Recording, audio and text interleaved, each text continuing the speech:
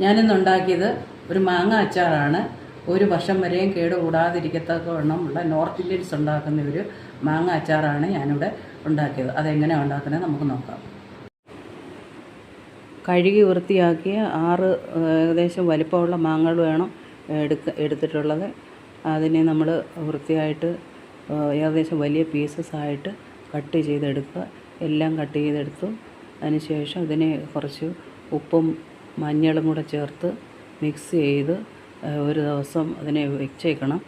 അതിനുശേഷം പിറ്റേ ദിവസം അതിനെ ഒരു പ്ലാസ്റ്റിക് പേപ്പറിനകത്തോ കവറിനകത്തോ ഇട്ട് അതിൻ്റെ വെള്ളം തോരാനായിട്ട് മാറ്റി വയ്ക്കണം. വെള്ളമെല്ലാം തോന്നതിന് ശേഷം വേണം നമുക്ക് മസാല തയ്യാറാക്കി അതിനകത്ത് മിക്സ് ചെയ്യാനായിട്ട്. മസാല തയ്യാറാക്കാനായിട്ട് നമുക്ക് മുളക് പൊടി, മഞ്ഞൾപ്പൊടി, ഉലുവാപ്പൊടി, കടുക് പൊടി, ഉപ്പ് ഇവയൊക്കെയാണ് വേണ്ടുന്നത്.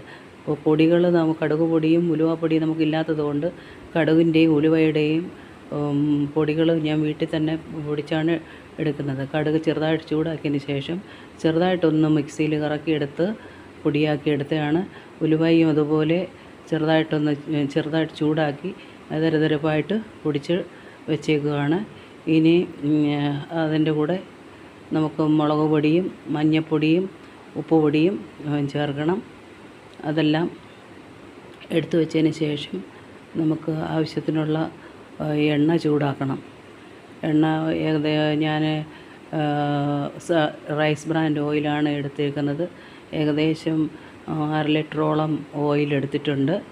അത് ചൂടായി വരുമ്പോൾ കടുകിട്ട് നോക്കാം. കടുക് പൊട്ടുന്ന സമയത്ത് തീ ഓഫ് ആക്കിയതിന് ശേഷം അതിനെ ഒരു ബേസണിലോട്ട് കുറച്ചൊഴിച്ച് നമ്മൾ എടുത്തു വച്ചിരിക്കുന്ന മുളക് പൊടി ഏകദേശം ഒരു 1.5 കിലോ മാങ്ങയുള്ളത് കൊണ്ട് ഒരു 125 ഗ്രാം മുളക് പൊടി ഞാൻ എടുത്തിട്ടുണ്ട്. പിന്നെ കുറച്ച് 2 സ്പൂൺ മഞ്ഞൾപ്പൊടിയും ഉപ്പുപൊടിയും കൂടി എടുക്കാം. പിന്നെ അതിനെ മുളക് പൊടിയും മഞ്ഞൾപ്പൊടിയും ഉപ്പുപൊടിയും കൂടെ ചേർത്ത് ആദ്യമേ മിക്സ് ചെയ്യുക.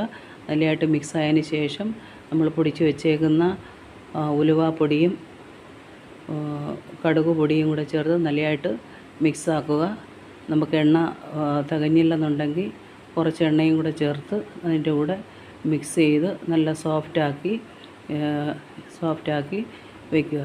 ഇത് മസാല നല്ലതായിട്ട് തണുത്തതിന് ശേഷം മാത്രമേ നമുക്ക് മാങ്ങ ആഡ് ചെയ്യാൻ പറ്റത്തുള്ളൂ. അതുകൊണ്ട് അതിനെ നല്ലതായിട്ട് മിക്സ് ചെയ്തതിന് ശേഷം തണുക്കാനായിട്ട് മാറ്റി വയ്ക്കണം. ഒരു 3-4 മണിക്കൂർ തണുത്തതിന് ശേഷം മാത്രമേ നമുക്ക് മാങ്ങ മിക്സ് ചെയ്യാൻ പറ്റത്തുള്ളൂ. മിക്സ് ചെയ്യുന്ന സമയത്ത് നല്ലതായിട്ട് മിക്സ് ചെയ്യണം. ഉപ്പൊക്കെ നമ്മൾ നേരത്തെ ചേർത്തിട്ടുള്ളത് കൊണ്ട് ആവശ്യത്തിന് വേണമെങ്കിൽ ചേർക്കുക. പിറ്റേ ദിവസം തണുത്തതിന് ശേഷം ഈ മാങ്ങയും മസാലയ്ക്കകത്ത് ചേർത്ത് നമ്മൾ മിക്സ് ചെയ്യുക. നല്ലതായിട്ട് മിക്സ് ചെയ്തതിന് ശേഷം അതിനെ ഒരു ദിവസം പിന്നെയും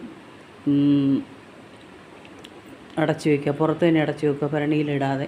നല്ലതായിട്ട് മിക്സ് ചെയ്ത് ഒരു ദിവസത്തേക്ക് കൂടെ നമുക്ക് പുറത്ത് വെച്ചേക്കണം. ഇടയ്ക്ക് ഒന്ന് ഇളക്കി കൊടുക്കുന്നത് നല്ലതാണ്. മാങ്ങ അരപ്പൊക്കെ മസാലകളൊക്കെ പിടിക്കാൻ തക്കവണ്ണം.